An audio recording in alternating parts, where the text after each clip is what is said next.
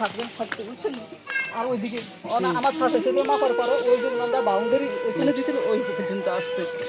আসার পর আমার স্বামী তো ওইগুলো নিয়ে মাটি ফেলাইছে, মাটি ফেলার পরে খুলিছেন আমার সবই এখন আমি আমার ন্যায্য বিষ আমার আমার একটা ঘরের থাক 55। আমার বাপের 55 শতক জায়গা। আপনার ভাই কয়জন? আমরা 2 ভাই। বোন কয়জন? বোন নাই। বোন নাই। আমার বাপ 19 দিন থাকতে মারা গেছে।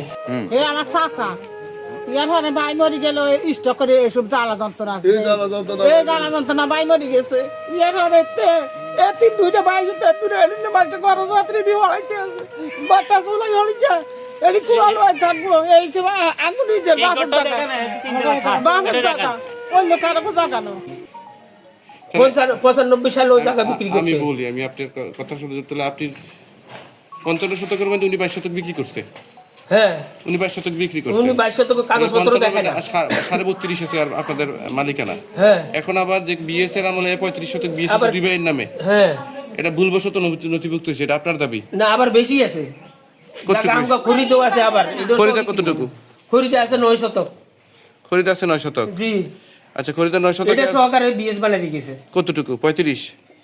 হ্যাঁ